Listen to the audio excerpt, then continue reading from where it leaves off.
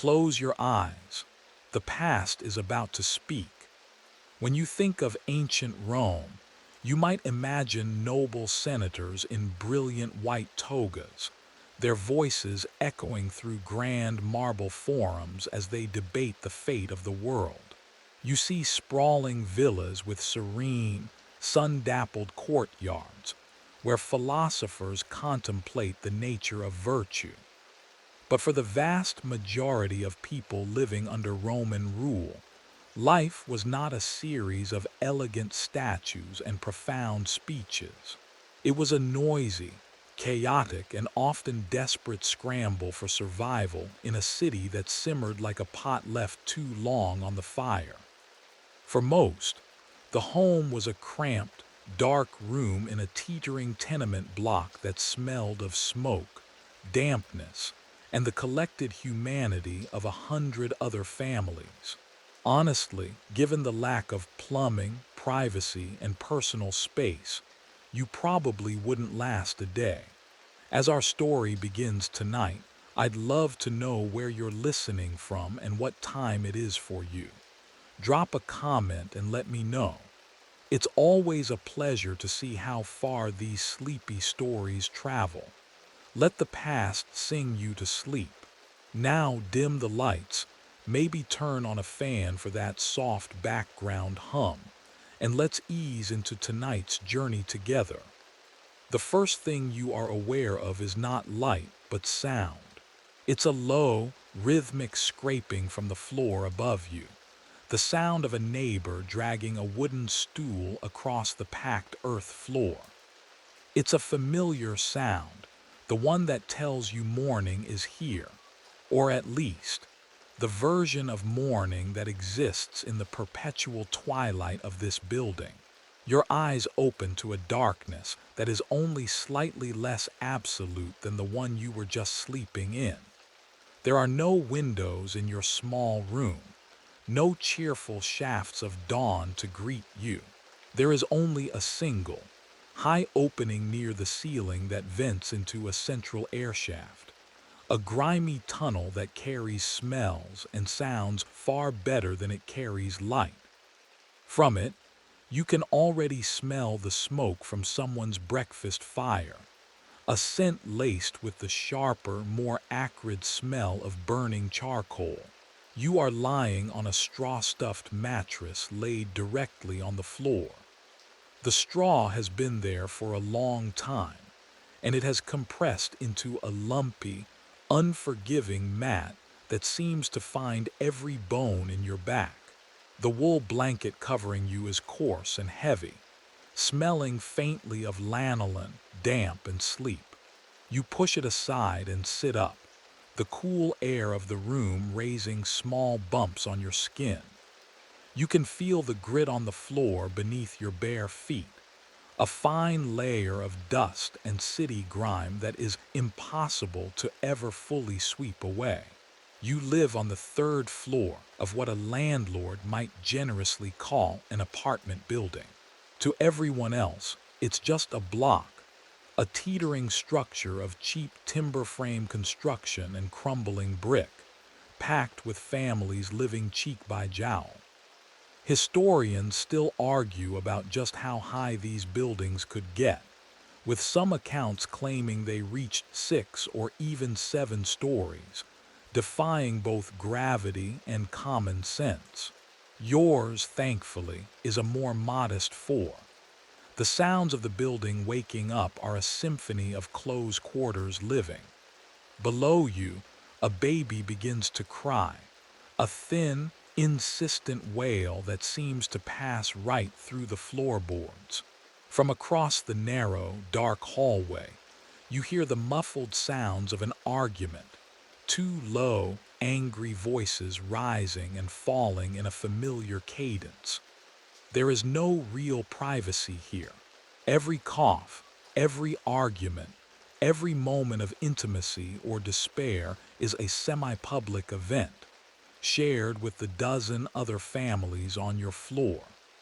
You reach for the small clay cup on the floor beside you and take a sip of the water left over from yesterday. It's tepid and has a flat, slightly metallic taste from the jug it was stored in. There is no running water this high up. All the water for drinking, cooking, and the minimal washing you can manage has to be hauled up 3 flights of stairs from the public fountain down the street. It's a task that makes you think twice about every single drop you use. You stand and pull on your tunic, the only garment you own besides the one you reserve for special occasions. It's made of rough, undyed wool, patched at the elbow and frayed at the hem. It's functional, durable, and does little to protect you from the morning chill. As you dress, your stomach gives a low grumble, a reminder of last night's meager meal of bread and a few olives. The bread, like all bread from the local baker, was gritty. It's a common complaint, a quirk of the milling process where tiny particles of the stone grinding wheels flake off into the flour. You've grown so used to it that bread without that sandy texture would probably feel strange. There are no Yelp reviews for the local baker, no health department to inspect the millstones. You eat what you can get and you're grateful for it. Today is an important day. Today, you begin a process that is vital to your small family's finances, a task that is both an art and a foul necessity. You are going to make fish sauce, not the cheap, watered-down stuff sold to the masses, but a batch of the good, potent condiment that can fetch a decent price. A sauce that will be the flavor foundation of your meals for the next year. It's a project that requires a strong stomach, a tolerance for truly epic smells, and a journey into the very heart of the city's commerce. But first, you must get there. You must navigate the building itself, which is its own kind of challenge. You open your wooden door, which groans on its leather hinges, and step into the dim, narrow corridor. The air here is even thicker, heavy with the combined smells of too many people living in too little space. Smoke, unwashed bodies, stale cooking odors, and the faint, ever-present scent of chamber pots waiting to be emptied. You join the slow trickle of residents heading for the stairs. The stairwell is steep and treacherous, the wooden steps worn smooth and concave in the middle from generations of footfalls. There is no handrail, only the grimy plaster wall to steady yourself against. As you descend, you have to press yourself against the wall to let a woman pass, her arms laden with a heavy water jug, her face set in a mask of concentration. No one speaks. There's a silent understanding among the residents in the morning, a shared sense of tired resolve as everyone begins the daily struggle. The building is a living thing, groaning and settling around you, its wooden beams creaking as if in protest of the weight they bear. It's a testament to a strange kind of human resilience. This ability to carve out a life inside a structure that feels like it could collapse in the next strong wind.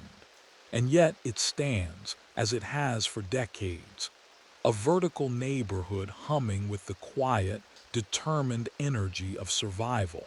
You emerge from the oppressive darkness of the tenement's ground floor doorway and into the riotous morning of the city. The change is jarring, a sudden assault on your senses. The street is narrow, a canyon carved between the leaning facades of multi-story buildings that seem to blot out the sky. The air, while fresher than inside, is a complex and potent brew. You can taste the dust kicked up from the unpaved road, a fine, gritty powder that coats the back of your throat.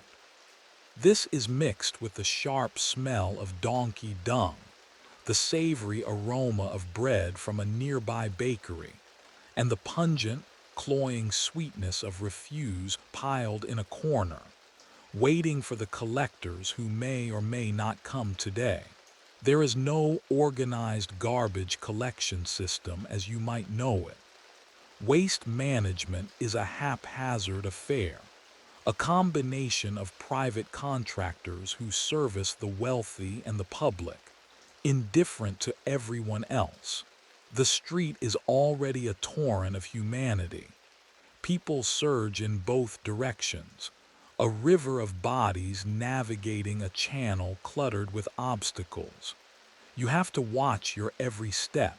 The ground is uneven, a patchwork of dirt, gravel, and the occasional large, flat paving stone, a relic of some long-forgotten civic project. Puddles of murky, stagnant water from last night's rain fill the deeper ruts, and you carefully skirt them, knowing they contain a stew of unknown and unpleasant things. A speeding litter, carried on the shoulders of four sweating men, barrels through the crowd. "Make way! Make way!" One of them shouts, his voice rough. People scatter like startled birds, pressing themselves against the walls to avoid being knocked over by the curtained box carrying some unseen wealthy person. You feel a momentary flash of resentment. For them, the city is something to be carried over, its filth kept at a distance. For you, it is something to be waded through. You join the flow of pedestrians heading toward the main thoroughfare. The noise is a physical presence, a constant layered roar that presses in on you from all sides. It's the rumble of wooden cart wheels on stone, the sharp cries of vendors hawking their wares, the braying of a stubborn mule, the endless chatter of a dozen different conversations, and the distant, rhythmic sound of a blacksmith's hammer. There is no zoning in this part of the city. A small, smoky forge can be right next to a laundry, which is next to a tavern, which is built into the ground floor of your apartment block. Life and commerce are tangled together in a messy, vibrant, and deafening knot. You pull your thin wool cloak a little tighter around you, not for warmth, but as a flimsy shield against the press of the crowd. As you turn onto a wider, paved street, the scene becomes even more chaotic. This is a major artery, and it is choked with traffic. Heavy supply wagons, drawn by teams of massive oxen, inch their way forward, their drivers cracking whips and shouting curses. Men with handcarts piled high with amphorae of wine or oil struggle to find a path, their faces grim with effort. You see children darting through the chaos, their movements nimble and quick, some on errands, others simply taking advantage of the confusion to try and snatch a piece of fruit from an unattended stall. There's a raw, untamed energy to it all, a sense of a city operating at the very edge of its capacity. One shocking tidbit of Roman life is the sheer danger of its traffic. Legal texts from the period are full of cases involving collisions, injuries, and deaths caused by carts and animals. In fact, wheeled traffic was famously banned from the city center during the daylight hours to try and mitigate this very chaos, a rule that was clearly not being enforced in this particular district. You pass a thermopolium, a fast food counter open to the street. A large clay pot is set into the counter, steam rising from it in a fragrant cloud. The proprietor, a stout man with a stained apron, ladles a hot, savory-smelling lentil stew into a bowl for a customer. The sight and smell make your stomach ache with a sharp pang of hunger, but you have no coin for such luxuries this morning. Your purpose is singular and it lies further ahead, where the smell of the city begins to change.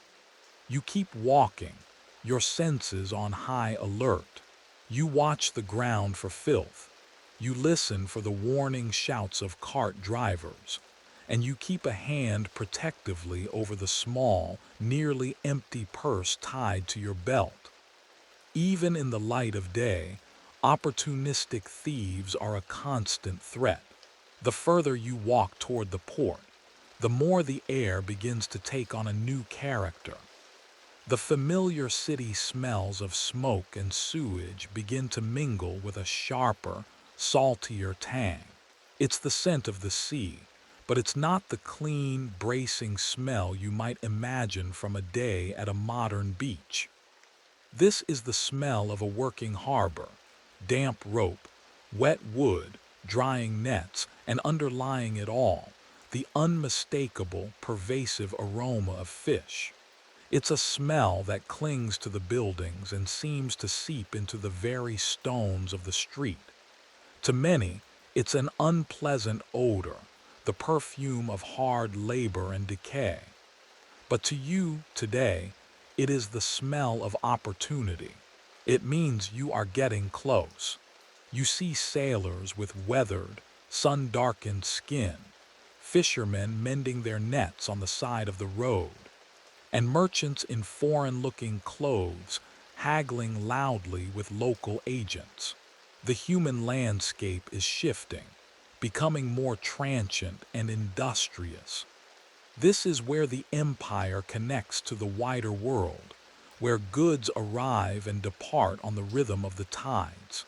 The journey is a microcosm of Roman life, a struggle against dirt, noise, and crowds, a constant negotiation for space, all driven by the basic, relentless need to procure the materials for survival. And you do it, not with anger or despair, but with the practiced, weary resignation of someone who knows no other way. This is simply what it takes to get from your home to the market. As you draw nearer to the docks, the ground becomes slick and muddy, coated with a permanent layer of fish scales that shimmer with a dull, silvery light. The air is so thick with the smell of the sea and its bounty that you can almost taste the salt on your tongue. The cacophony of the city streets gives way to a different kind of noise.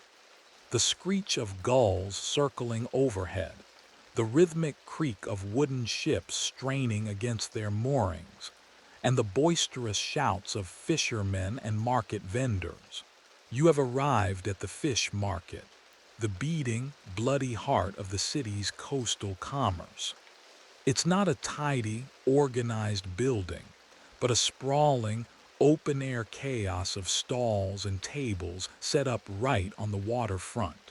Your destination is not the pristine front tables where the wealthy send their servants to buy whole, glistening sea bass or prized red mullet. Those fish are laid out carefully on beds of wet seaweed, their eyes bright, their scales perfect.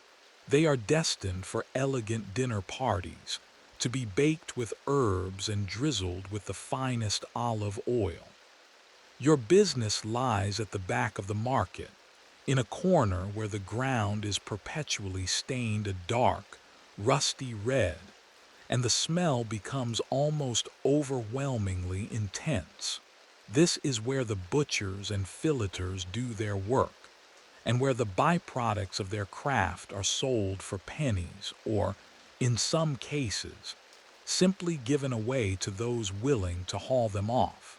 You approach a large, wet wooden table where a man with forearms as thick as your legs is expertly gutting a tuna. With a few swift, practiced motions of his short, sharp knife, he slices open the fish's belly. He reaches in with a bare hand and pulls out the viscera in a single, steaming mass of dark red and purple organs. He tosses this pile onto a lower slab, where it joins a growing mountain of similar refuse. This is what you have come for. You need fish entrails. Specifically, you need the intestines, the gills, the stomachs, and most importantly, the blood. It sounds like the shopping list for a curse, not a condiment. The man barely glances at you as you approach. For sauce, he grunts, not pausing in his work. You nod. He gestures with his knife toward the pile. Take what you need, just the small stuff. The big guts are for the tanners. You learn something new every day. You hadn't realized tanneries used fish guts, another smelly industry to add to the city's charming portfolio. You thank him and get to work. You brought a large, sturdy wicker basket lined with thick leaves to try and contain the mess. Using your hands, you begin to sort through the pile. It's a gruesome task. The entrails are slimy and cool to the touch, a tangle of textures and shapes. The smell is immense, a primal odor of iron-rich blood and the faint, underlying scent of the ocean. This is the part of the process that would turn the stomach of any modern foodie. There are no gloves, no food-safe surfaces, no concept of bacteriology. There is only a pragmatic acceptance that this is how it is done. As you sort, you are not just grabbing indiscriminately. You are looking for the guts of specific types of fish. Mackerel, anchovy, and sardine entrails are considered the best. They have a higher fat content and produce a more flavorful, complex sauce. You push aside the larger, tougher intestines of the tuna and look for the more delicate, smaller pieces. While you're doing this, you are also on the lookout for another key ingredient: whole small fish. You need tiny, silvery anchovies and sardines, fish so small it's not worth the effort to gut them. They will be thrown into the mix whole, to dissolve and add their flesh to the fermenting brew. You flag down a different vendor, a woman selling baskets of these small, shimmering fish. They are fresh, caught just this morning, their eyes still clear. You haggle for a price, a quick, familiar back and forth of numbers and gestures. There are no fixed prices here. Everything is a negotiation. You finally agree on a modest sum, and you pour her basket of fish directly into your own, on top of the growing pile of guts and blood. The silver of the whole fish contrasts vividly with the dark red of the entrails. Historians often debate the exact recipes for different grades of garum, but nearly all agree that this fundamental combination, fish guts, blood, and small, whole, oily fish, was the starting point for the most common varieties. Your basket is getting heavy now, and it's beginning to leak. A thin trickle of pinkish, bloody liquid is seeping through the wicker and dripping onto your sandals. You know you have to move quickly. You are a walking, dripping biohazard. And while such sights are common here, they are less welcome in the more civilized parts of the city you must pass through on your way home. You lift the heavy basket, grunting with the effort. The rough wicker digs into your fingers. You have procured the first and most important component of your sauce. It's a collection of things that most societies would consider waste, the absolute dregs of the fishing industry. But here, in this time and place, you see it for what it is: potential. It is the raw, unrefined essence of the sea, a treasure trove of protein and flavor waiting to be unlocked by the slow, relentless magic of salt and sun. You give a final nod to the fish butcher, who has already moved on to another massive fish, his knife a silver blur. He is a key, if uncelebrated, part of an enormous economic chain. His waste product is your raw material. His refuse is the foundation of a condiment that will travel in clay jars, called amphorae, to the furthest corners of the Roman world, flavoring the meals of soldiers on distant frontiers and nobles in their country villas. But for now, it's just a heavy, dripping basket of guts and fish. Your next stop is for the second, equally crucial ingredient, an element so valuable it was once used to pay soldiers: salt. Your perilous journey through the city is not over yet. Leaving the chaotic, wet world of the fish market behind, you now have a new problem. Your basket is heavy, dripping, and drawing the unwanted attention of every fly in a 10-block radius. A small, buzzing cloud has formed around you, a loyal and deeply annoying escort. You adjust your grip on the wicker handle, shifting the weight, and begin the next leg of your journey. You are heading away from the sea now, back into the dense warren of the city, toward the salt market. The path is just as crowded, but the smells are changing again. The overwhelming scent of fish is slowly being replaced by the dust of the streets, the aroma of baking bread, and the scent of wood smoke. You try to walk quickly, ignoring the looks of distaste from other pedestrians as they give your dripping, fly-covered basket a wide berth. There's no modern concept of a personal bubble, but a leaking basket of fish guts seems to create a natural one. Your destination is a specific vendor, a man who gets his wares not from the sea, but from the great salt flats miles inland. Salt is life. It preserves food, it seasons meals, it's used in medicine and religious rituals. Its importance cannot be overstated. The word salary itself is believed to derive from the Latin word for salt, reflecting the time when soldiers were paid in rations of this precious mineral. Securing a good supply of pure, clean salt is just as important as selecting the right fish parts.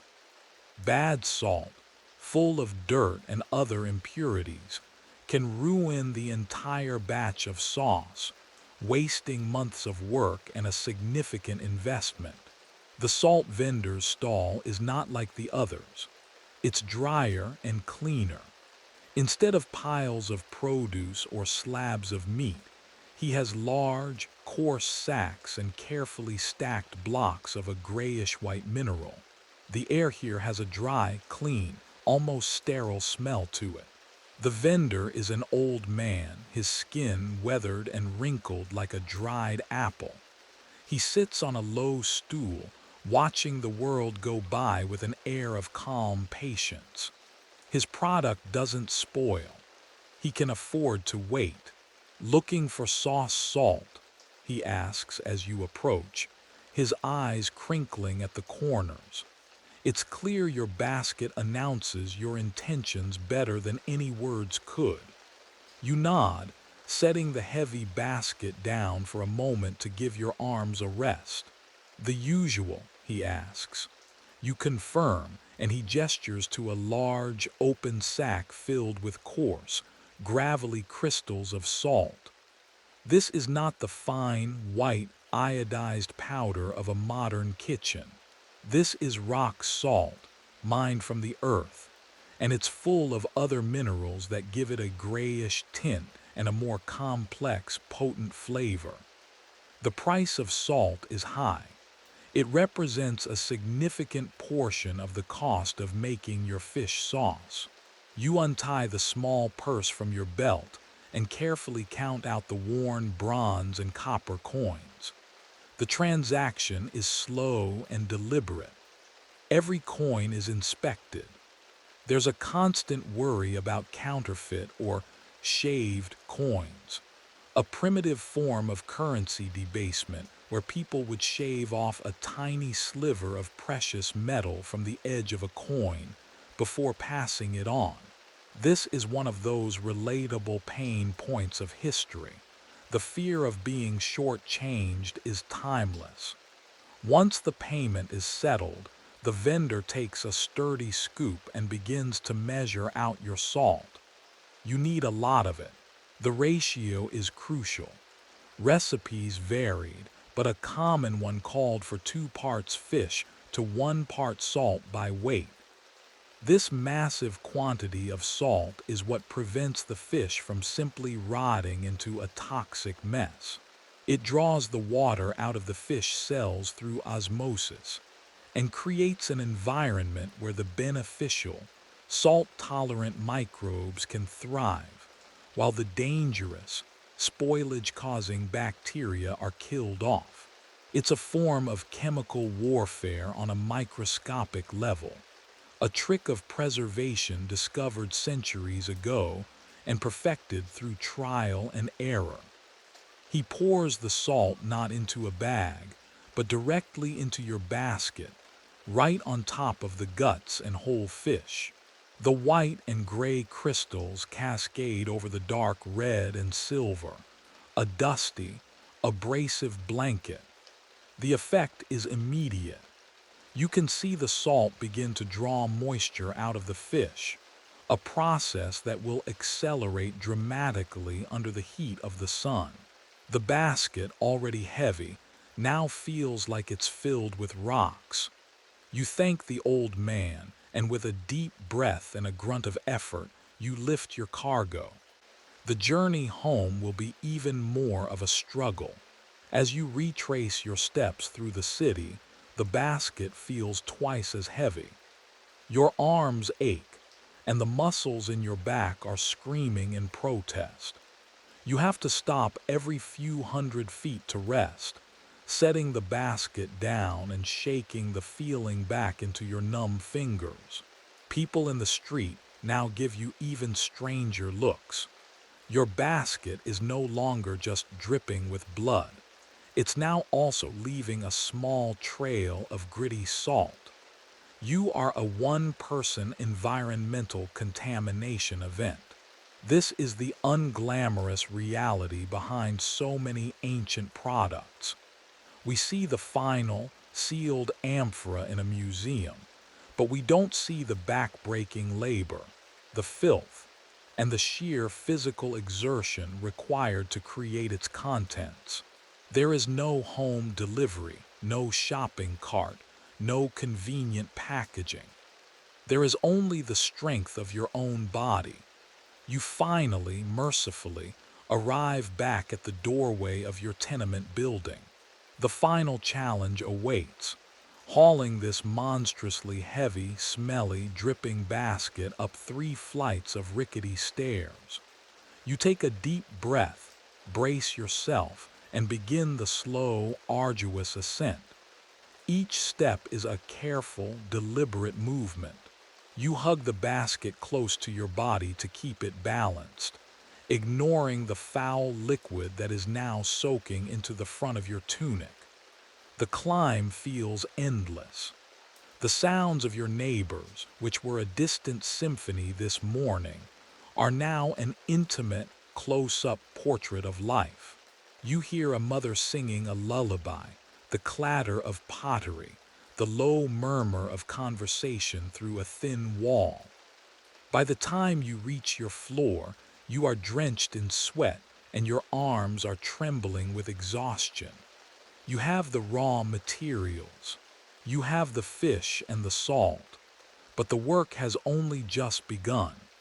The next stage involves preparing the place where the magic and the stench will happen. You don't take the basket into your small living quarters. That would be unthinkable. The smell alone would make the room uninhabitable within an hour, not to mention the mess. Instead, You carry it past your doorway and up one final, even more precarious flight of stairs. This ladder-like staircase leads to the one luxury your tenement building offers: a flat roof.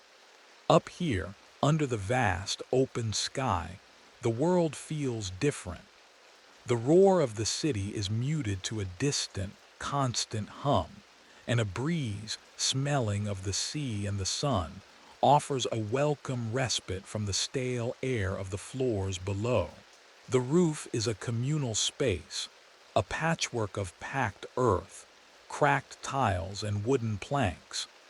It's where people hang their laundry, where children play when the streets are too dangerous, and where neighbors gather on warm evenings to gossip and escape the suffocating heat of their rooms. It is also, for your purposes, an industrial workspace. You are not the only one who uses the roof for production. In one corner, a neighbor has a small loom set up. In another, you can see the faint scorch marks where someone operates a tiny, illegal forge at night. This rooftop is a testament to the ingenuity of the urban poor, a shared space adapted for 100 different needs. Today, a significant portion of it will become your fermentation station. Your first task is to prepare the vats. These are not gleaming stainless steel tanks. They are large, wide-mouthed ceramic pots, a type of pottery known as a dolia. They stand about waist high, with thick walls and a rough, unglazed finish. You own 3 of them, and they are your most valuable possessions after your loom. You inherited them from your mother, who inherited them from hers. They are cracked and chipped in places, showing the signs of generations of use, but they are still watertight. Sourcing such large pots would be a major expense. A potter would have to construct them by hand, a laborious process, and firing something so large in a kiln is a risky endeavor. One crack, and the whole thing is ruined. Historians find fragments of these massive pots all over the Roman world, evidence of the widespread production of everything from wine and olive oil to this pungent fish sauce. The pots are currently empty, save for a layer of dust and a few dried leaves that have blown in. They need to be cleaned. You use the last of the water you hauled up this morning, pouring it into the first pot and scrubbing the inside with a bundle of rough twigs. There is no soap. Your goal is not sterilization in the modern sense, a concept that doesn't exist, but simply to remove the visible grime. You scrub away the dirt from the previous year's production, and as you work, the faint, phantom smell of old fish sauce rises from the ceramic, a ghost of batches past. You can feel the rough texture of the unglazed clay under your makeshift brush. It's a porous material, and you know that over the years, it has absorbed the essence of its contents. These pots are seasoned, much like a modern cast-iron skillet, but with the memory of fermented fish instead of bacon.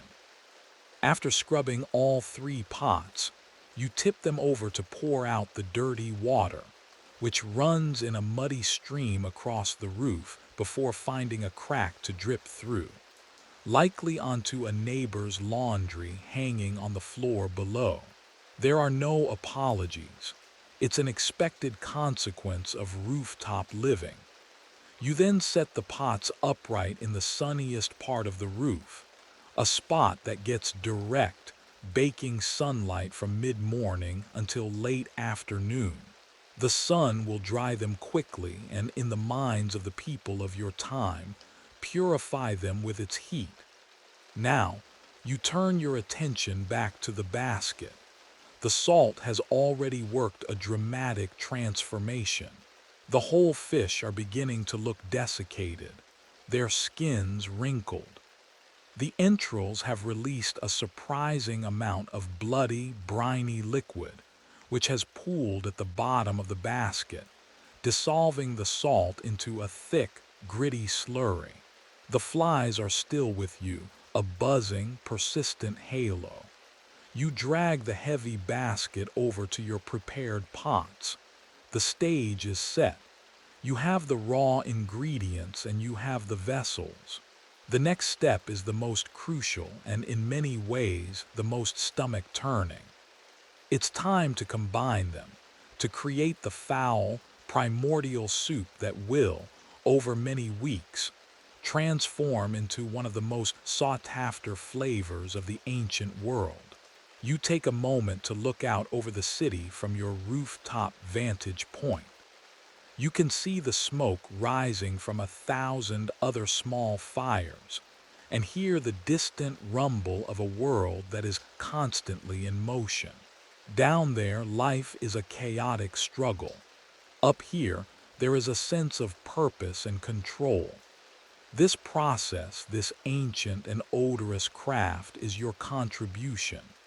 It's a way to take the cheapest, most discarded parts of the sea's bounty and through knowledge passed down through generations, turn them into something of value. It's a small act of defiance against the precarity of your existence. There's no insurance, no social safety net, no guarantee that your work will pay off. A sudden plague of flies, a week of unexpected rain, or a cracked pot could ruin everything. But you proceed with the quiet confidence of experience. You are not just mixing fish guts in a pot. You are participating in a tradition, a complex chemical process understood not through science, but through instinct, smell, and touch. The sun beats down on your back and you know it's time to begin. The art of the sauce maker is about to be practiced. The sun is climbing higher in the sky, its heat becoming more intense. The ceramic of the pots is now warm to the touch. It's time to begin the layering, a process that is as methodical as it is messy. You kneel beside the first pot, the rough texture of the rooftop scraping against your knees. You reach into the basket with both hands and pull out a dripping, heavy scoop of the fish and salt mixture. The sensation is unpleasant. The slurry is cold, gritty and slimy all at once. The sharp edges of the salt crystals scratch against your skin, while the fish parts feel unnervingly soft. You drop the first layer into the bottom of the pot. It lands with a wet, heavy sound. Then you reach back to the salt vendor's sack, which you laboriously hauled up here with the basket.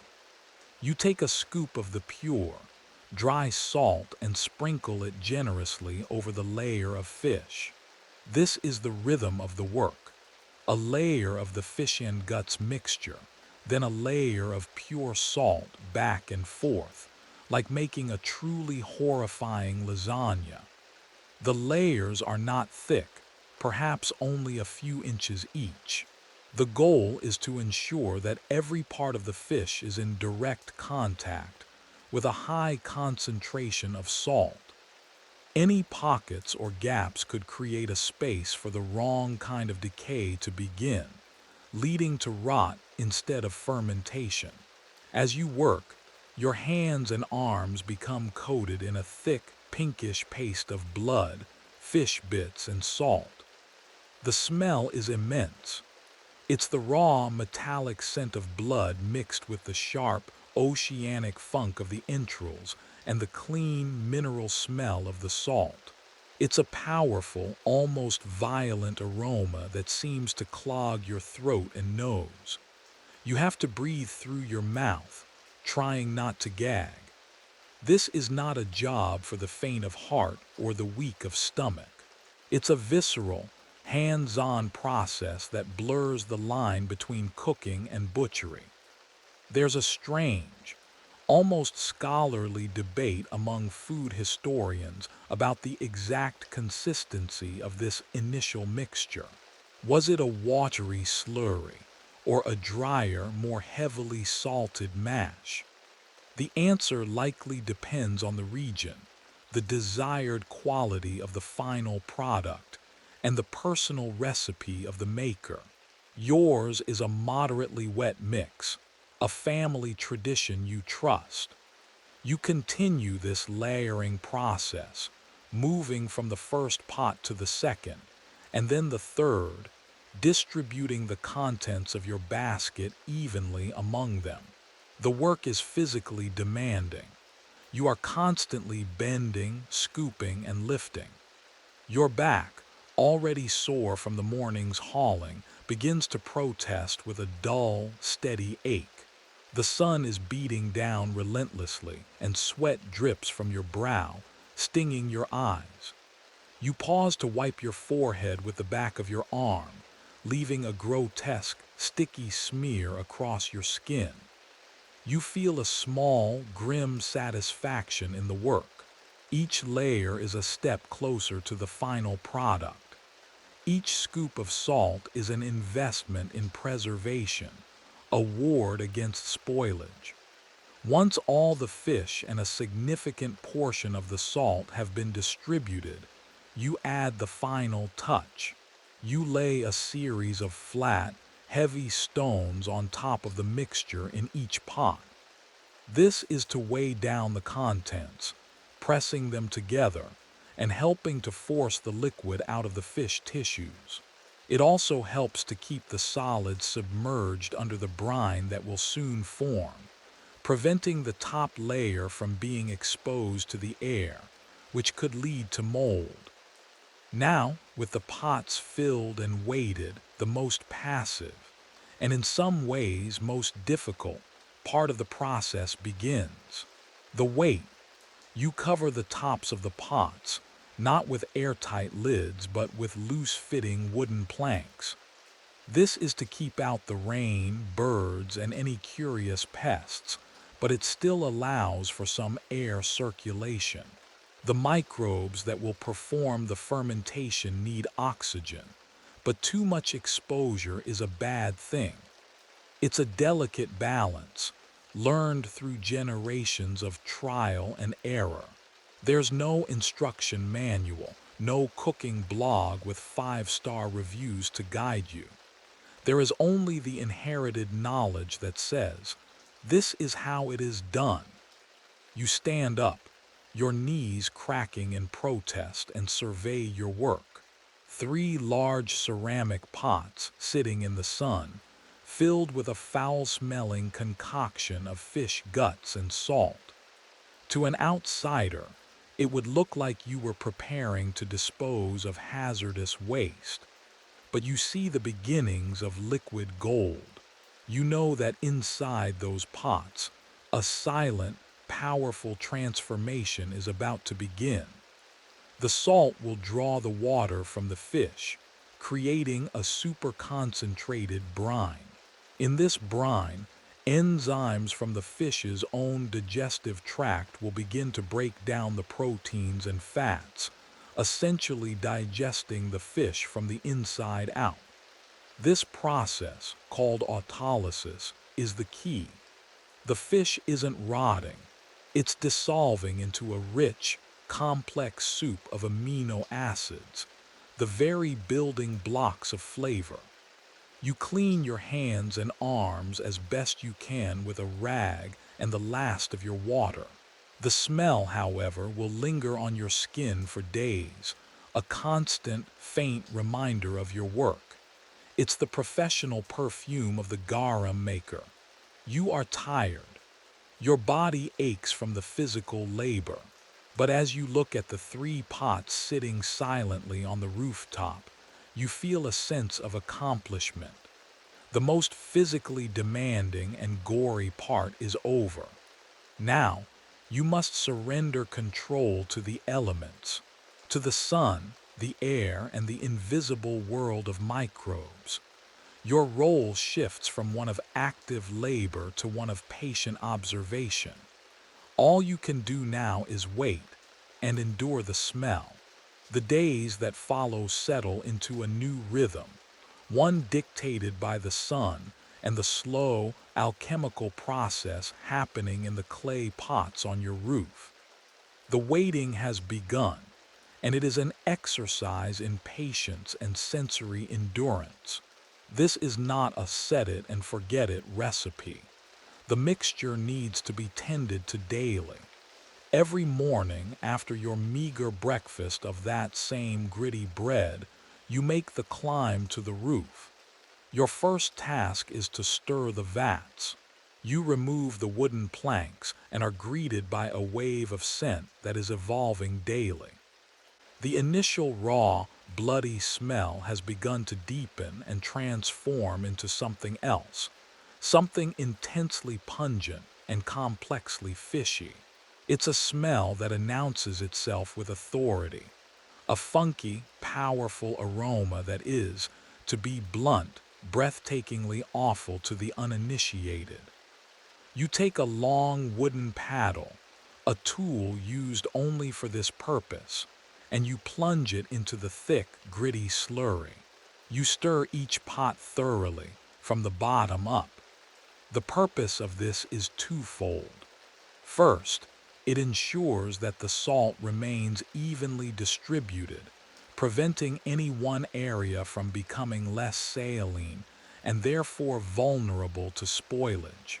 Second, it aerates the mixture, which, as we now know, encourages the growth of the specific halophilic, salt-loving bacteria that are essential to the fermentation process.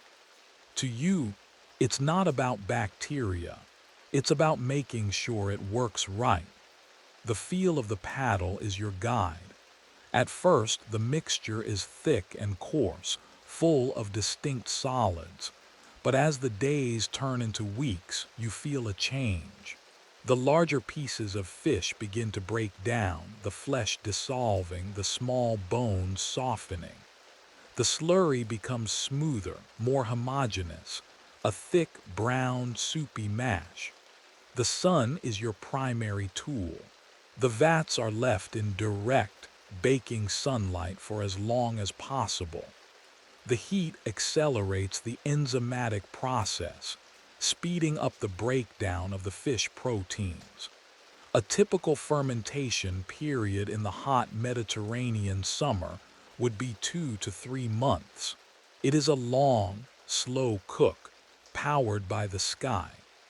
When it rains, you have to rush to the roof to make sure the wooden covers are secure, as too much fresh water could dilute the brine and ruin the entire batch. Your life is now tied to these 3 bubbling, stinking pots. They are the first thing you check in the morning and the last thing you look at before the sun goes down. And the stench. It becomes a permanent feature of your life. The smell is not contained to the roof. It's a dense, heavy odor that sinks, seeping down through the building's cracks and air shafts. Your immediate neighbors are, by now, accustomed to this annual olfactory event. It's part of the rhythm of the year, the sign that you are brewing your family's flavorful and financial future. But it doesn't mean they like it. You get resentful glares in the hallway. You hear muttered comments when you pass on the stairs. Your apartment, being directly under the fermentation station, is particularly saturated with the aroma. It clings to your clothes, your hair, the blankets you sleep under. It becomes your personal scent. There's no escaping it. This is the part of ancient life that is so hard to imagine, the lack of recourse. There is no homeowners association to complain to, no ordinance against creating a powerful, pervasive stink. If your neighbor decides to make the Roman equivalent of a chemical weapon on their roof, you just have to live with it. So before this great story continues, please take a moment to like the video and subscribe. but only if you're enjoying our journey together. Your support means the world. During this waiting period, life goes on. The creation of the garum is a background process. You still have to perform your daily tasks, hauling water, mending clothes, perhaps doing some weaving on your small loom to earn a few extra coins. But the sauce is always there, a presence at the back of your mind and the front of your nostrils.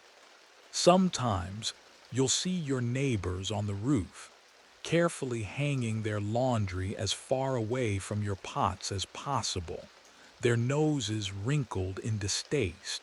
It's a silent, ongoing negotiation of shared space. One of the great historical tidbits is the sheer scale of this industry. While you are a small, artisanal producer, there were massive garum factories, particularly in places like Spain and North Africa. Archaeologists have uncovered the ruins of these facilities, with vast courtyards lined with huge, stone-lined fermentation vats, some of which could hold thousands of gallons. The smell from one of these industrial sites must have been legendary, capable of being detected from miles away. It's a strange thing to imagine. A city where one of the primary pillars of its economy is based on producing a smell that would be considered an environmental disaster today. You watch the contents of the pots change color, from a pinkish red to a deep, murky brown. You see the liquid level rise as the salt and enzymes draw more and more fluid out of the fish solids. You are witnessing a process of controlled decay, a culinary art that rides the fine line between preservation and putrefaction. It requires a strong stomach, a tolerance for social friction, and an unshakable faith in the process. This period of waiting is not passive. It is a time of vigilance, of tending, and of enduring. It's a testament to human resilience, not in the face of a dramatic battle or a natural disaster, but in the face of a slow, mundane, and profoundly smelly reality.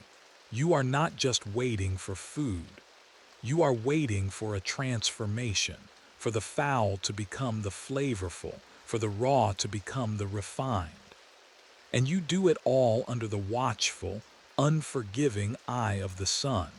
The passing of 2 months has woven the smell of your rooftop enterprise into the very fabric of the neighborhood. It is no longer a novelty.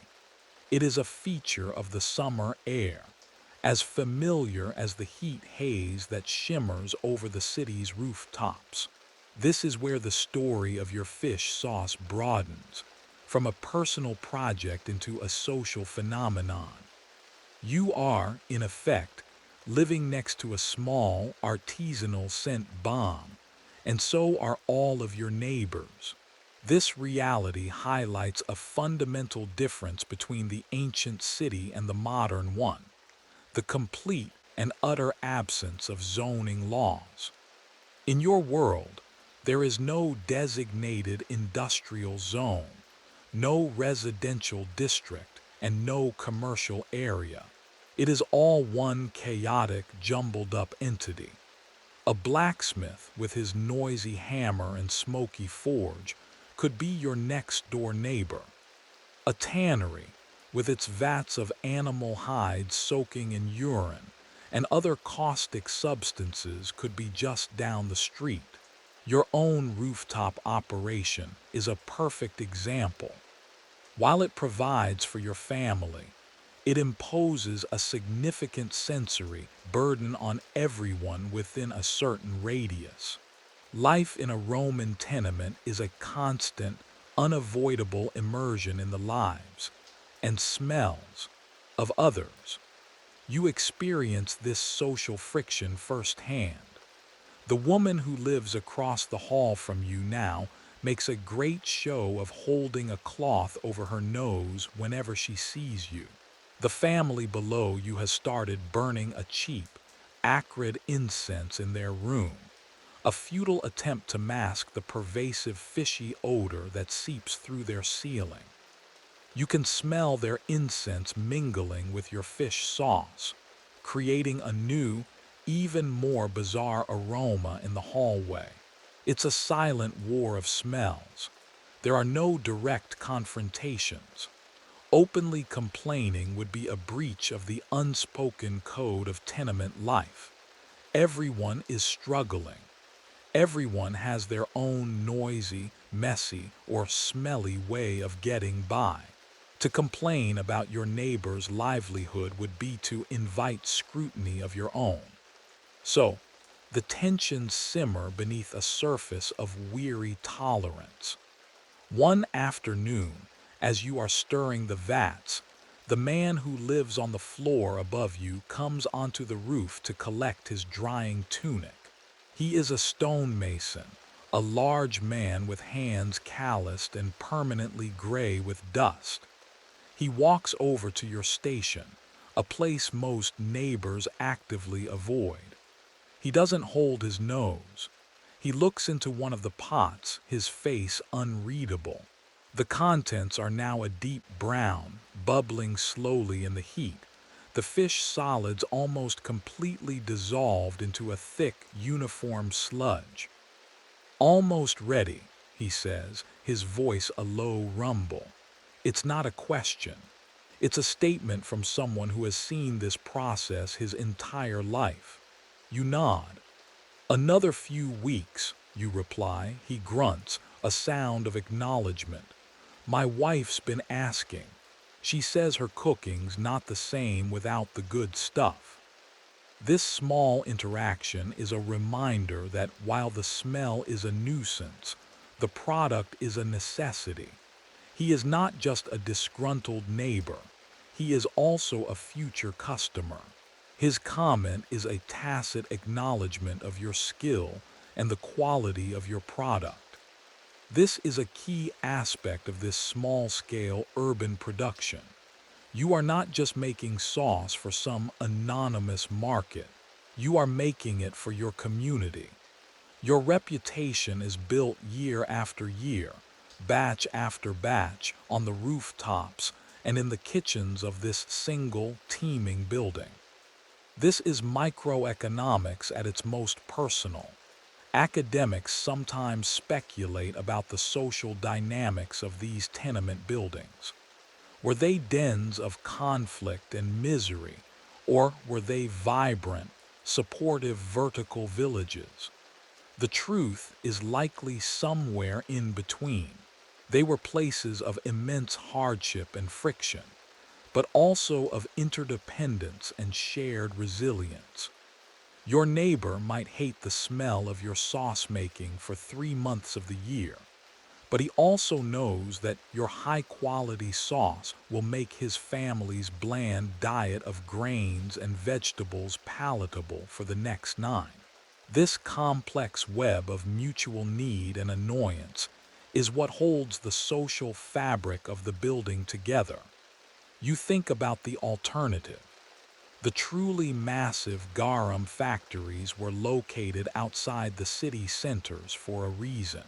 Their smell would have been intolerable on an industrial scale. Pliny the Elder, a Roman author and naturalist, famously described the finest garum as being made from a specific type of mackerel in the factories of Cartagena, in modern-day Spain. He called this sauce garum saucerum, or sauce of the Allies, and it was so prized that its price could rival that of fine perfume. What you are making is a humble, domestic version of that luxury product, but the principle is the same. The smell is the price of flavor. You finish stirring the last pot and replace the wooden cover. As you straighten up, your back aching from the stooping, you look out over the city again.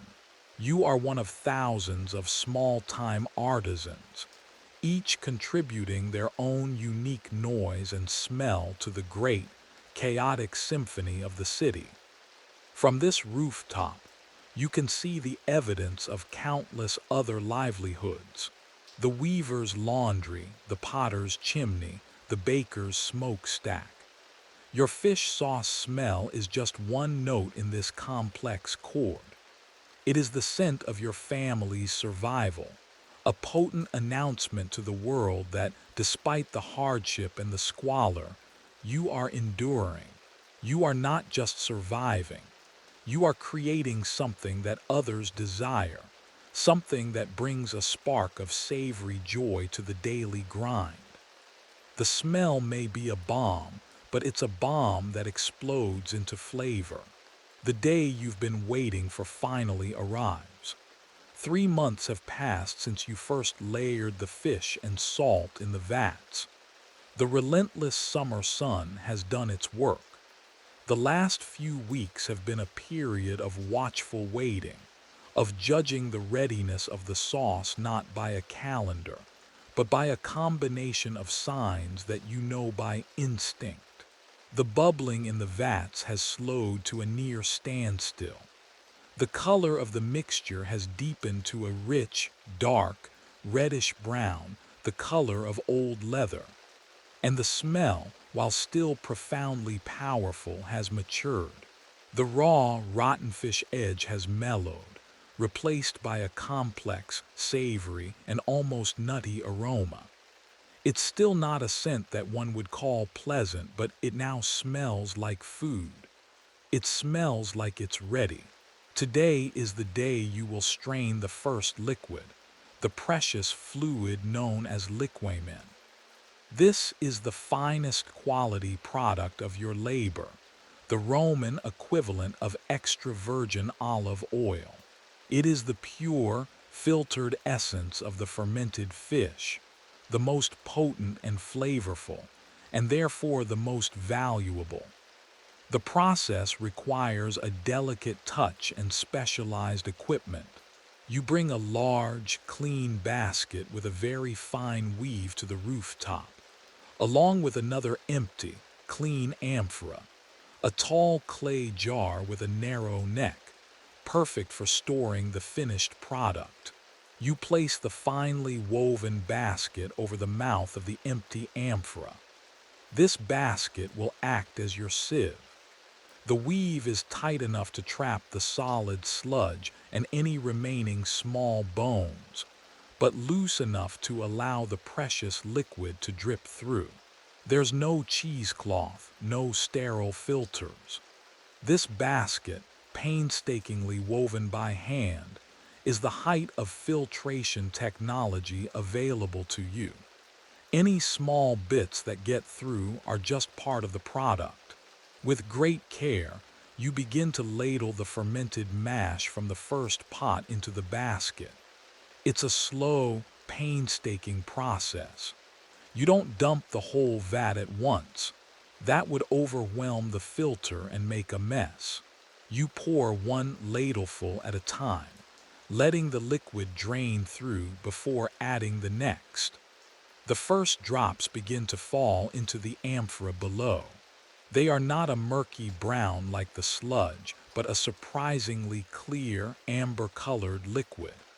It catches the sunlight and gleams like honey or fine wine. This is the liquid gold you have been working towards. The process is mesmerizingly slow. A thin, steady stream and then a patient drip, drip, drip of amber fluid. The air is thick with a concentrated, savory scent. It's a moment of truth. As the amphora slowly begins to fill, you feel a sense of profound relief and satisfaction. It has worked. The months of labor, the endurance of the smell, the financial risk of buying the salt, it has all paid off. You can see the quality of the liquid. It's clear, not cloudy, a sign of a good, clean fermentation. You continue ladling, rotating between the 3 pots to drain the liquamen from each. The solid mash that remains in the basket is a thick, dark, pungent paste. This is not waste. It will be processed later. But for now, your focus is entirely on the pure liquid. Historians sometimes get tied in knots over the terminology. Was garum the liquid and liquamen the sludge, or the other way around? Or were the terms used interchangeably? The general consensus now is that liquamen often referred to this first, highest quality extraction, while garum could be a more general term for the sauce in its various forms. But for you, these are just words. You know what you've made. This is the good stuff. As you work, you can't help but feel a deep connection to the generations before you who performed this exact same ritual on this very roof.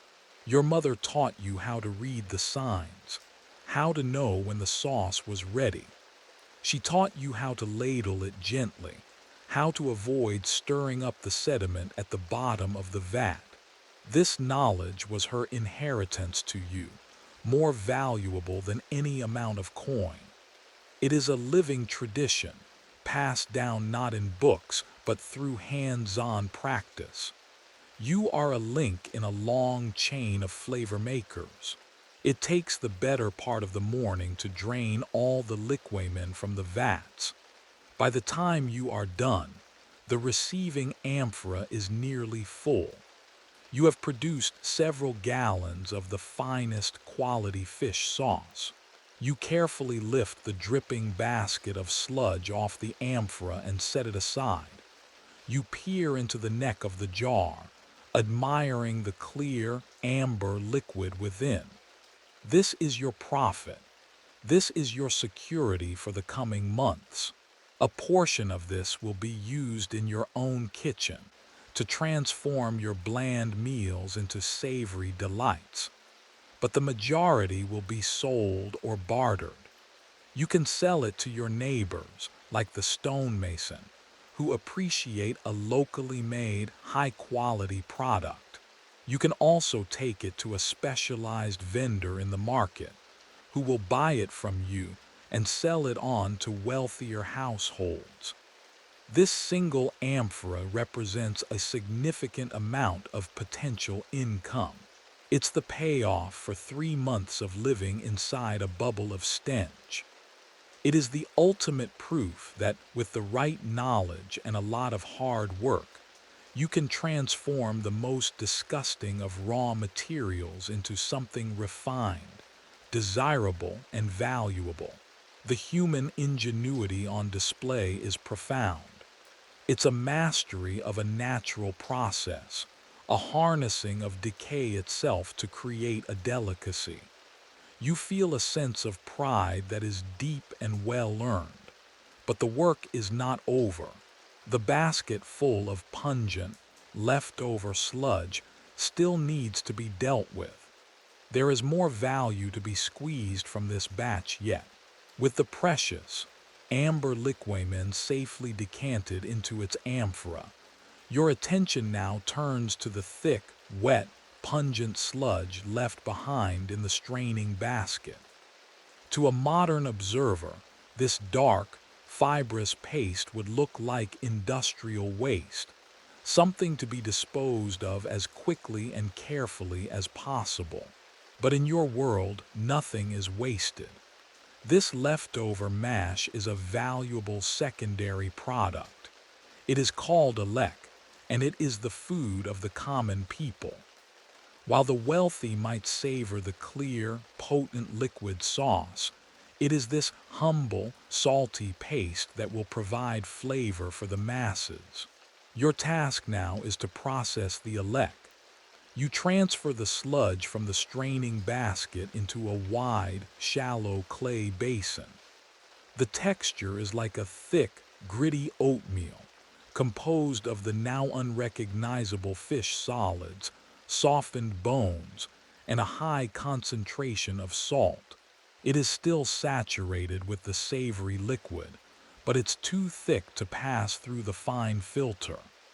The goal is to press it, to squeeze out every last drop of flavorful liquid, and to create a more concentrated, storable paste. You don't have a screw press like those used for olives or grapes. Your technology is much simpler. You use your hands and a flat, heavy stone. You spread the elec in an even layer in the basin. Then you begin to knead and press it with your knuckles, much like you would knead bread dough. The friction and pressure release more of the liquid, which pools in the bottom of the basin. The smell is still incredibly strong, a thick, earthy, fishy aroma that clings to the air. As you work the paste, you can feel the tiny, softened bones crunching under your fingers. It's a strangely tactile experience. After kneading it for a while, you place the heavy, flat stone on top of the mash, using its weight to slowly and steadily press out the remaining liquid over the next hour. While you wait, you collect this secondary liquid. It's cloudier and darker than the first-run liquamen, with more suspended solids. This is a lower-grade fish sauce. It doesn't have the clarity or the refined flavor of the first pressing, but it is still potent and highly useful. You pour this second-run sauce into a smaller, less valuable clay jug. This jug won't be sold to a discerning merchant. It will be kept for your own daily use in the kitchen, or perhaps traded with a close neighbor for a loaf of bread or a handful of vegetables. It's a perfect example of product tiering, an ancient economic practice born of necessity. You have your premium product liquamen and your standard, everyday product, the second-run liquid. Once the pressing is complete, you are left with the final product, the elec paste itself. It is now a much drier, denser mass. This paste is essentially a flavor concentrate, a potent umami bomb. A small dab of it could be stirred into a pot of boiling grains or a vegetable stew to give it a powerful, savory, salty kick. It was the poor person's seasoning, a way to make a monotonous and bland diet interesting. Soldiers on the campaign would carry small pots of elec, as it was stable, nutritious, full of protein and minerals, and an easy way to flavor their rations. For you, this paste is a staple food. You will store it in a small, covered crock in your larder, and it will last for months. You carefully scoop the finished elec paste into its designated storage pot. The work is finally, truly, almost done. You have successfully taken one basket of fish guts and turned it into three distinct, valuable products: a premium, clear liquid sauce, a secondary, everyday liquid sauce, and a potent, long-lasting flavor paste. This is the very definition of nose-to-tail eating, or in this case, guts-to-sludge processing. It's a model of efficiency that would be the envy of any modern zero-waste advocate. This process of creating different grades of products is well documented. Archaeologists have found amphorae labeled with varying quality descriptors, and writers of the time described the different uses for each. The finest sauce was for the tables of the rich. The cheaper sauce and the elec paste were for everyone else. It's a stark reminder of the rigid social hierarchy of the Roman world, a hierarchy that was reflected even in its condiments. The flavor on a senator's tongue was literally different from the flavor on a legionary's. You take a moment to clean your tools, the paddle, the basin, the pressing stone, and the vats themselves. You scrub the now empty fermentation pots, preparing them for storage until next year. The rooftop, for the first time in 3 months, is beginning to lose its signature scent, which is now contained within your sealed jars and crocks. The air feels strangely clean, almost empty. As you finish your cleanup, you feel a deep sense of accomplishment. You have completed the cycle. You started with waste and ended with wealth, or at least with security. You have filled your larder and created a product that will bring in much needed income. It was a process that was grueling, smelly, and socially awkward, but its successful conclusion is a triumph of skill, patience, and tradition. The final step in this culinary journey, however, is not in production but in application. Soon, you will take your newly crafted flavor and put it to the ultimate test, the family dinner. But first, there is one more creative step for the most valuable portion of your haul. Your day's work on the rooftop is not quite finished. While the second-rate sauce and the elect paste are complete as they are, the precious, amber liquamen you first drained is destined for a higher purpose. This premium sauce is a blank canvas, a powerful base flavor that can be customized and enhanced to create a variety of specialized, luxury condiments. Selling it as is would be profitable, but transforming it into a more complex, artisanal product could dramatically increase its value. This is where the art of the sauce maker truly shines, moving from the brute force of fermentation to the delicate craft of flavoring. You carry the main amphora of liquamen carefully down from the roof to your small living space. The risk of dropping it on the treacherous stairs is a source of great anxiety. A single slip could shatter months of work. You place the heavy jar in a corner of your room, its presence seeming to fill the small space with an aura of potential. From a small wooden chest where you keep your most valuable possessions, you retrieve a collection of smaller clay jugs and a selection of dried herbs and spices. These ingredients are not cheap. You have a small pouch of peppercorns, which have traveled an immense distance along the trade routes from India. They are eye-wateringly expensive, used one at a time. You have a bundle of dried oregano, wild thyme, and fennel seeds, which you gathered yourself from the hills outside the city last autumn. And you have a small, precious jar of honey, thick and dark, a luxury you trade for with a beekeeper from a nearby village. Finally, you have a flask of sour wine, not good enough for drinking but perfect for cooking. Each of these ingredients represents a different possible flavor profile for your sauce.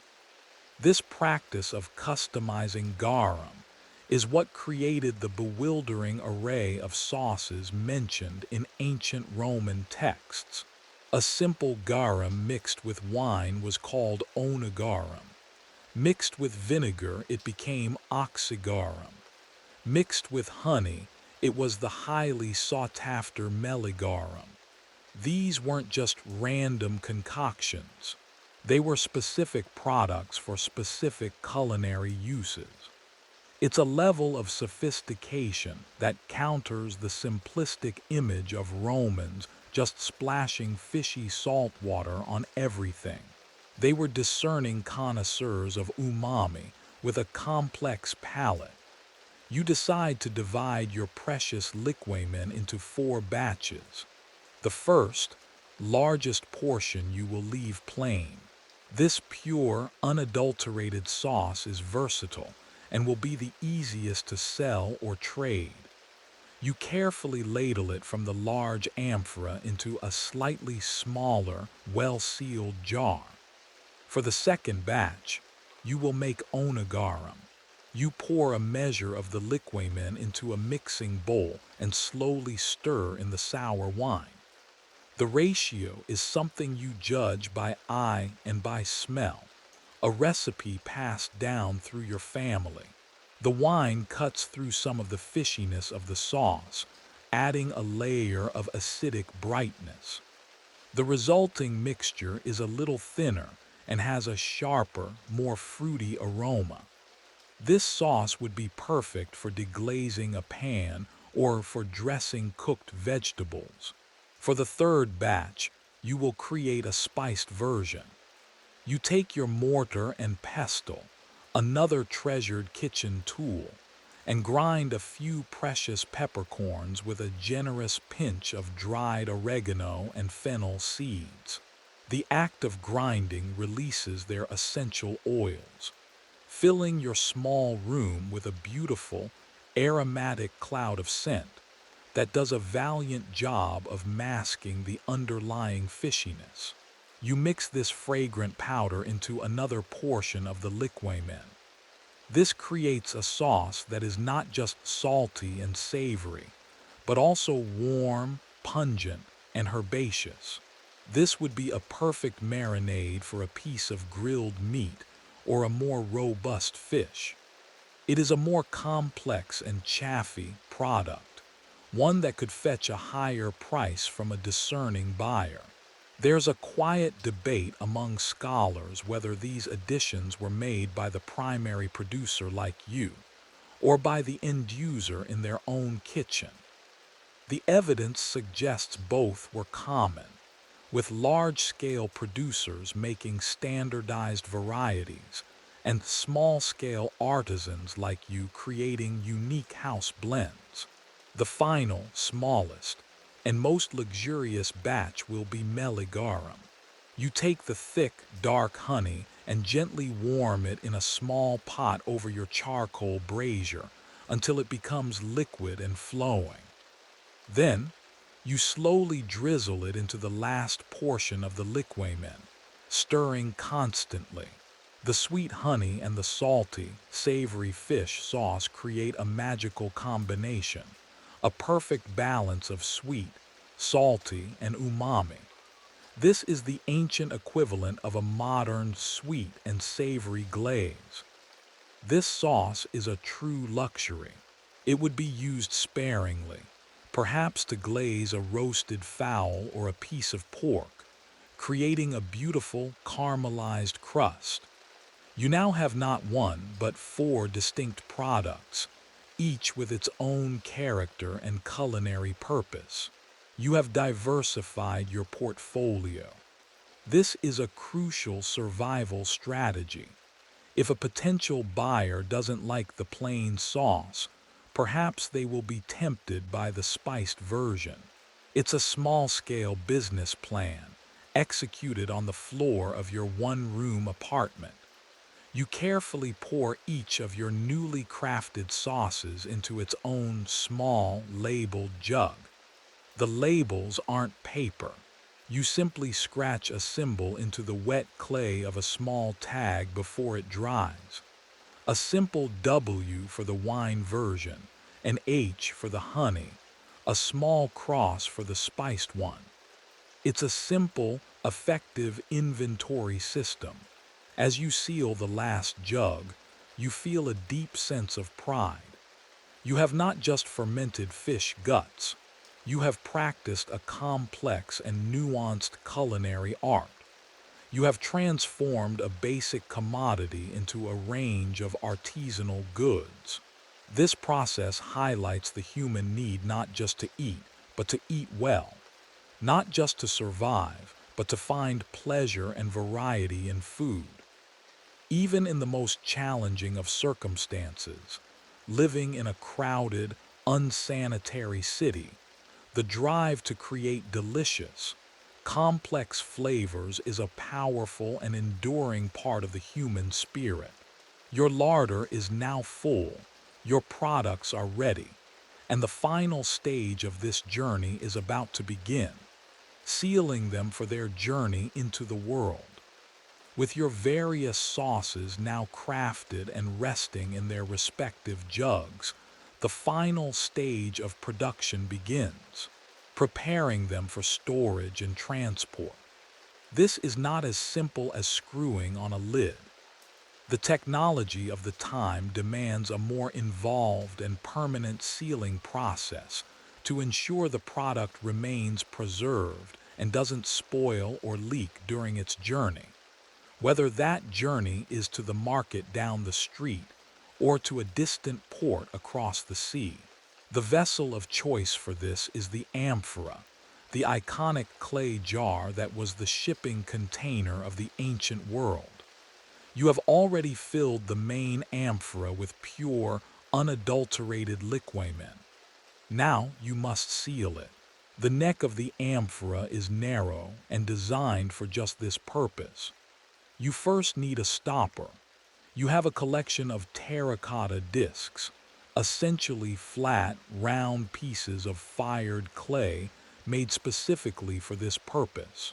You select one that fits snugly into the mouth of the amphora, like a cork. But this alone is not enough to create an airtight seal. Any small gap could allow air to enter, which could lead to spoilage over time. To create a truly hermetic seal, you need a kind of ancient cement. You mix a small amount of pozzolana, a type of volcanic ash that creates a strong, hydraulic-setting cement, with a little lime and water. This creates a thick, gray paste. You carefully apply this paste around the rim of the terracotta stopper, filling any gaps between the disc and the neck of the amphora. You smooth it over with your finger, creating a solid, impenetrable cap. This cement will harden into a rock-solid seal that can only be broken by chipping it away. It's a permanent closure, a guarantee to the buyer that the contents have not been tampered with. Once the main amphora is sealed, you turn your attention to the smaller jugs containing your specialized sauces. You use the same method, finding smaller stoppers and applying the same cement paste. As you work, you are participating in a tradition that is fundamental to the Roman economy. The amphora was more than just a jar. It was a unit of measurement, a brand carrier, and a disposable container all in one. Archaeologists have found entire hills, like Monte Testaccio in Rome, made almost entirely of discarded amphorae, a testament to the sheer volume of goods that flowed into the city. After sealing the jars, the next step is labeling. While you used simple scratch marks for your own reference, a jar destined for the market needs more information. You take a brush and some black pigment made from charcoal and water. On the shoulder of the main amphora, you carefully paint a few key pieces of information. This painted label is called a titulus pictus. It serves as a combination of a brand name, a content list, and a shipping manifest. First, you might paint a symbol that identifies you as the producer, perhaps a simple rendering of a fish or a unique geometric mark. This is your brand, a mark of quality that regular customers would recognize. Below that, you write what the contents are. You paint the word for finest fish sauce, a declaration of its quality. You might also add the name of the fish it was made from, if it was a particularly prized type like mackerel. Finally, you could add the year of production, not by number, but by naming the two consuls who were in office that year. Just like a vintage on a wine bottle, this would tell a discerning buyer the age of the sauce. Some sauces, it was believed, improved with age. These tituli picti are a treasure trove for historians. When a shipwreck containing a cargo of amphorae is discovered, these painted labels allow archaeologists to reconstruct ancient trade routes, to understand what was being produced where, and to trace the economic connections of the empire. They are small, fragile pieces of data that tell a huge story. Your small jugs of specialized sauce get simpler labels. You paint winefish sauce or honeyfish sauce on them, clear and simple descriptions for a local market. With the jars sealed and labeled, they are now ready. They are no longer just food, they are commodities. They represent your hard work, your skill, and your investment, all locked away under a cement seal, waiting to be transformed back into coin or other goods. You arrange the finished products carefully in a corner of your room. The large amphora, heavy and imposing, stands next to the smaller, more delicate jugs. They look like a family of pottery, each with its own personality. Staring at them, you feel a sense of security. This is your larder, your bank account, and your insurance policy all in one. In a world with no refrigeration, this method of high salt fermentation and airtight sealing was a revolutionary technology. It allowed perishable goods like fish to be preserved indefinitely and transported over vast distances, making protein and flavor accessible to people far from the sea. The journey of the garum is almost complete. It has gone from being a pile of bloody refuse to a collection of refined, valuable, and beautifully packaged goods. It is a testament to the human ability to create order and value out of chaos and waste. The final test, the culmination of this entire epic process, will be the tasting. It is time to bring the fruits of your labor to the dinner table and experience the flavor you have worked so hard to create. The day's light begins to fade, and the sounds of the city shift from the roar of commerce to the lower hum of evening. It is time for the main meal of the day. Tonight, for the first time in months, you will cook with your new sauce. This is the moment of truth, the culmination of the entire long, arduous process. It's one thing to sell a product, but the real test of its quality is on your own palate. Your kitchen is not a separate room. It is a designated corner of your single living space, equipped with a small charcoal brazier for cooking. The smoke from the brazier stings your eyes and fills the room with a hazy, gray cloud before eventually finding its way out through the high vent. There's no chimney, a feature that makes indoor air quality a constant issue and the risk of fire a terrifying reality. You are careful with the glowing embers, treating them with the respect one gives to a dangerous animal. Tonight's meal is simple, a typical dinner for a family of your means. You have a handful of vegetables, some leeks and a cabbage, and a coarse grain, probably barley or spelt, that you will boil into a thick porridge. It is a bland, unexciting meal on its own, the kind of sustenance that fills the belly but does little to delight the senses. But tonight, it will be transformed. You retrieve the small jug of your second-run fish sauce, the cloudy, potent liquid you pressed from the elec. This is your everyday sauce, the one you don't sell. You unstop the jug and the familiar, powerful scent fills the room, salty, savory, and deeply funky. You pour a small amount into a little cup. Remember that gritty bread from this morning. You break off a small piece and dip it into the sauce.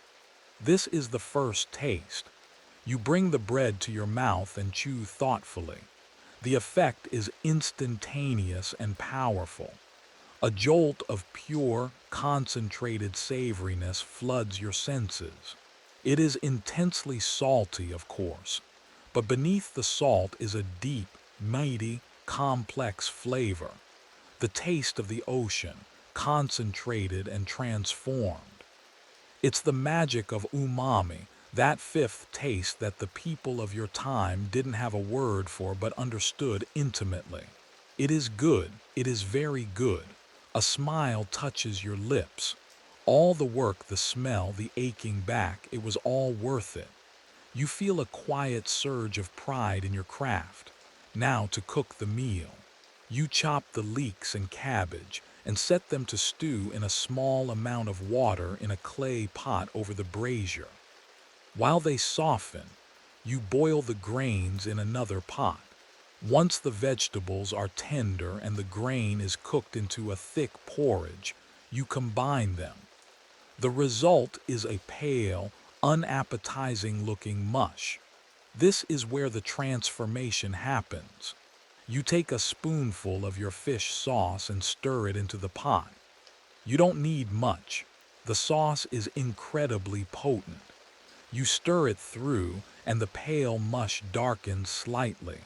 The steam rising from the pot now carries a new aroma, not just the simple smell of boiled cabbage, but a rich, savory scent that makes your mouth water. You have not added meat, or expensive spices, or rare ingredients. You have added a spoonful of fermented fish essence, and it has elevated the entire dish from mere subsistence to a genuinely delicious meal. You ladle the finished porridge into two simple earthenware bowls. You sit on the floor with your partner, the two of you eating in the dim light of a single flickering oil lamp. The porridge is no longer bland. It's savory, satisfying, and deeply flavorful. The garum provides the salt, but also a depth that makes the humble vegetables and grains taste rich and complex. This is the sauce's true purpose. It was not just a luxury item for the rich. It was a fundamental tool for making the monotonous diet of the majority of the population enjoyable. It was a source of essential nutrients, like amino acids and minerals, but more importantly, it was a source of pleasure. As you eat, you reflect on the strange nature of this food. It is born from decay, from the parts of the fish that most would throw away. Its production involves months of enduring a terrible smell. And yet, the final product is the key to culinary happiness. This paradox is at the heart of many of the world's most beloved fermented foods, from cheese to soy sauce. It is a testament to human ingenuity and our willingness to experiment, to push the boundaries of what is considered edible in the pursuit of flavor. You think about the different sauces you made. You imagine a wealthy merchant enjoying a piece of roasted pork glazed with your sweet garum. The honey and fish sauce creating a perfect, glistening crust. You imagine a soldier on a distant frontier, huddled over a campfire, stirring a dab of your elect paste into his bland ration of hardtack and water. The familiar, savory taste, a small comfort and a reminder of home. Your sauce connects you to all these different lives. For now, though, it is just for you. As you scrape the last of the delicious porridge from your bowl, you feel a sense of profound contentment. This is the reward, not the coins you will earn, but this moment. Sharing a good meal, enjoying the fruits of your own labor, and knowing that you have the skill to create flavor and joy from the humblest of ingredients. You have survived another day, and thanks to your stinking, magical sauce, you have dined like a king, right here on the floor of your tiny, smoke-filled room. The echoes of the past, whispered for your rest, often carry the scent of a good meal. As you settle down for the night, the satisfying, savory taste of your dinner still lingering on your palate, your thoughts drift from your own small kitchen to the vast, sprawling empire that your fish sauce is a part of. The amphora of liquamen sitting in the corner of your room is more than just preserved food. It is a ticket to participate in the immense economic engine of Rome. Your humble, rooftop brewed condiment is a microcosm of a globalized trade network that connected the misty shores of Britain to the hot sands of Egypt. You reflect on the journey your sauce might take. Tomorrow, you will carry one of the smaller, specialized jugs to the market. You will haggle with a merchant, a man who acts as a middleman, buying from small producers like you and selling to wealthier clients or packing goods for export. He might buy your honey-sweetened garum, knowing he can sell it for a premium to the household steward of a wealthy senator. That jug, made with your own hands, could end up on a table in a sprawling villa, flavoring a dish at a lavish banquet you could only dream of. Or perhaps he will buy your spiced sauce, the one with the expensive pepper.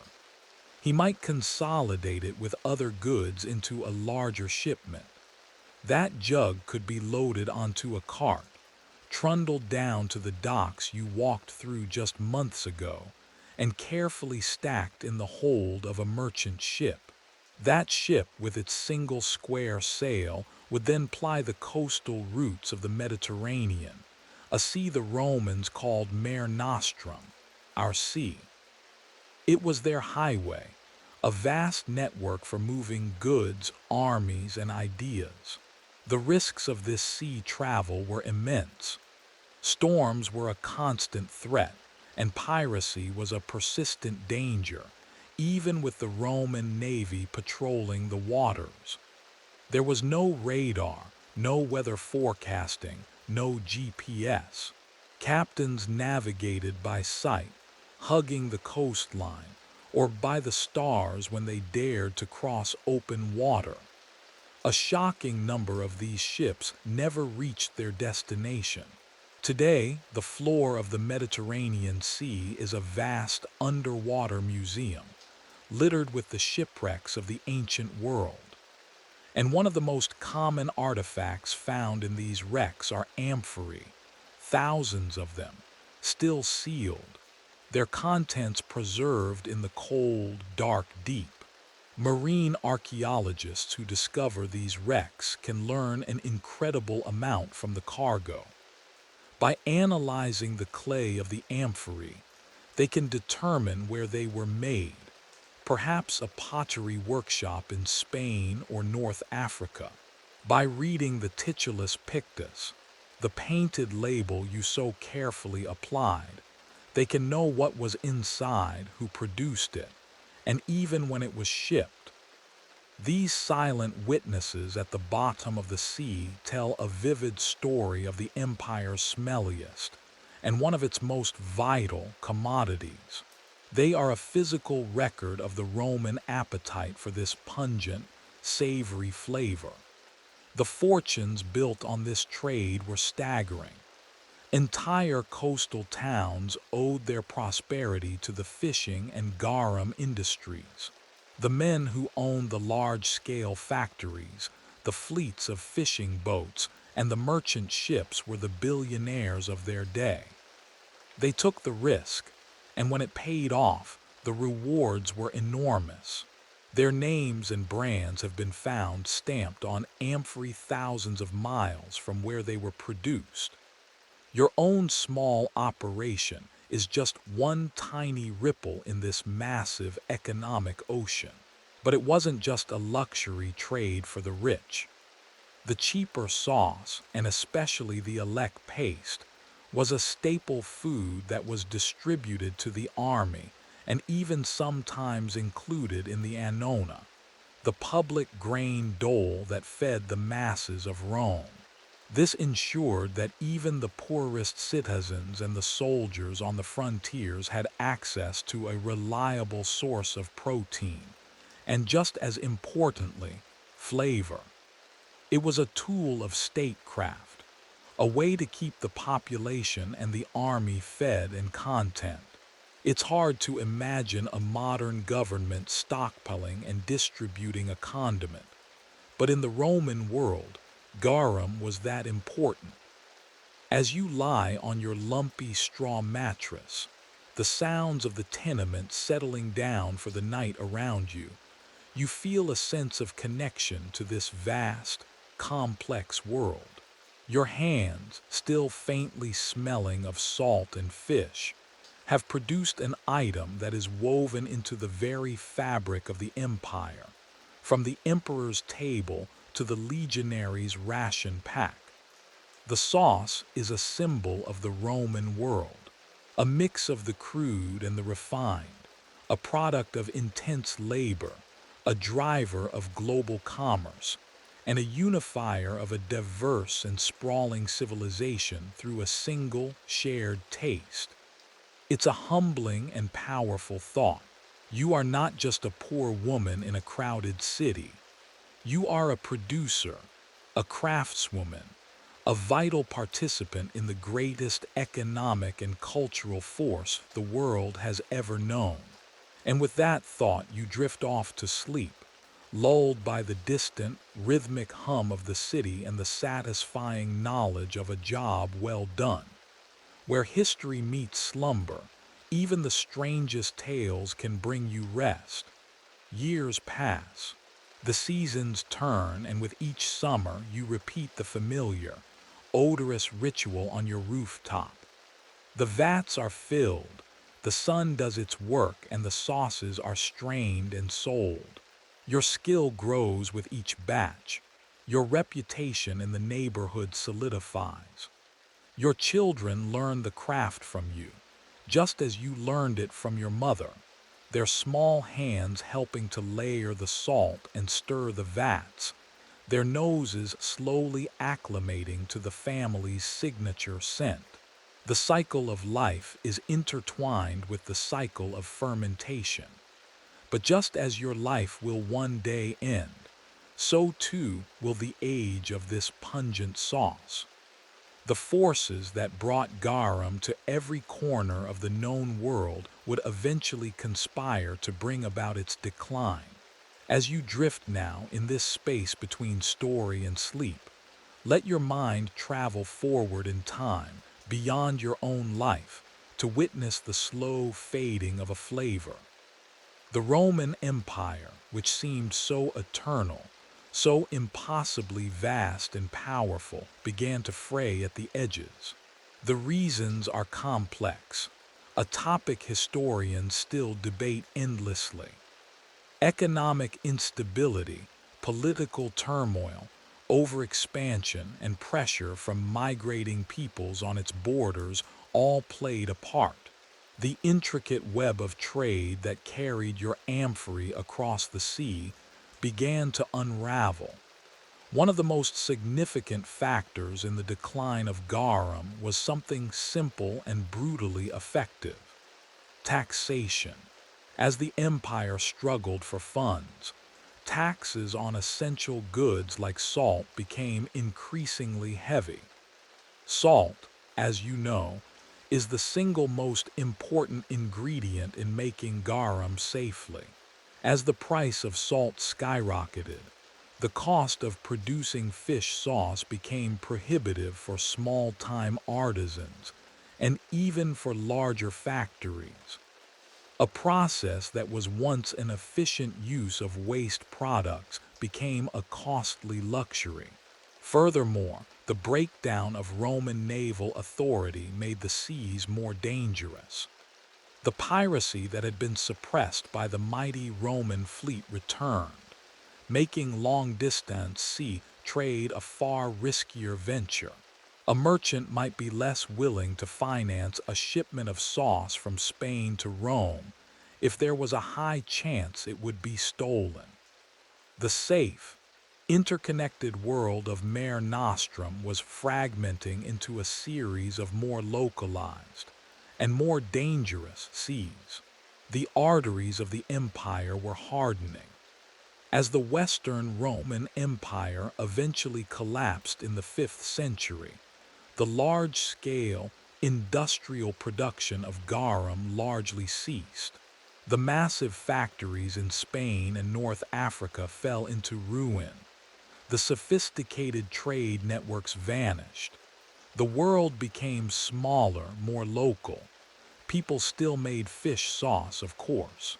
The basic human need for flavor did not disappear, but it became a local product once more, made in coastal villages for nearby consumption, much like how you practiced your craft on a tenement rooftop. The era of garum as an empire-spanning super condiment was over. The flavor that had defined Roman cuisine for centuries began to fade from memory, and yet it never truly disappeared. The echo of this lost flavor is surprisingly persistent. The tradition of fermenting fish to create a savory sauce continued in various forms around the world.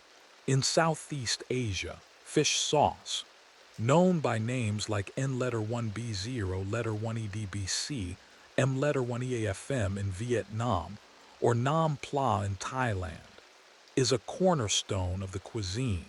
While it evolved independently, it is based on the exact same principle of enzymatic fermentation of fish and salt. It's a beautiful example of convergent culinary evolution.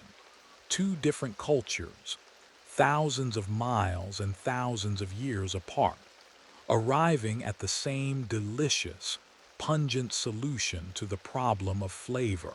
The most direct descendant of Roman garum, however, can be found closer to its original home. In a small fishing village on the Amalfi coast of Italy, a specialty called colatura di alici, or anchovy drippings, is still made. The process is strikingly similar to the one you followed. Anchovies and salt are layered in wooden barrels and left to ferment for months. The liquid that drains out is a clear, amber, intensely savory sauce, a direct, living link to the lost flavor of ancient Rome. It is a ghost on the tongue, a taste of a world long gone. So the next time you encounter fish sauce in a modern recipe, perhaps a few drops to deepen the flavor of a soup or a dressing, you can think of its ancient ancestor. Think of the dripping baskets in the Roman fish market, the back-breaking labor of hauling salt, the stinking vats on a sun-drenched rooftop, and the vast network of ships that carried this flavor to the far reaches of an empire. Your journey, from the pre-dawn gloom of your tenement room to the final, savory taste of your meal, was more than just a story about a weird history food. It was a story about resilience, ingenuity, and the universal human desire to make our lives just a little more flavorful. Now, my friend, the story is over. The vats on the roof are empty, the amphorae have been sold, and the scent of the fish sauce has faded, carried away on the winds of time. Let the details of the story begin to soften and blur. The sounds of the Roman street, the rumble of carts, the calls of vendors, grow faint, replaced by the gentle, steady rhythm of your own breathing. Feel the coarse wool of your tunic and the lumpy straw of your mattress dissolve into the comfortable weight of your own blanket, the familiar softness of your own bed. You can appreciate the quiet of your room, a true and deep silence that was an unimaginable luxury for the people in our story. You can appreciate the clean, fresh air you breathe, free from the smoke of 1,000 charcoal braziers and the pervasive scent of your neighbors' lives. You can appreciate the simple, miraculous pleasure of a drink of clean water, available with no more effort than turning a tap.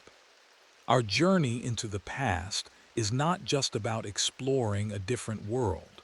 It's about returning to our own with a renewed sense of gratitude for the comforts we so often take for granted. Let the last images of ancient Rome dissolve like salt in water. The towering tenements, the sun-drenched rooftops, the bustling markets, let them all recede into the quiet darkness behind your eyes. Your work is done for the day. There are no vats to stir tomorrow, no water to be hauled up endless flights of stairs. There is only rest. There is only the gentle pull of sleep, drawing you down into a peaceful, dreamless slumber. Let the echoes of the past sing you to sleep.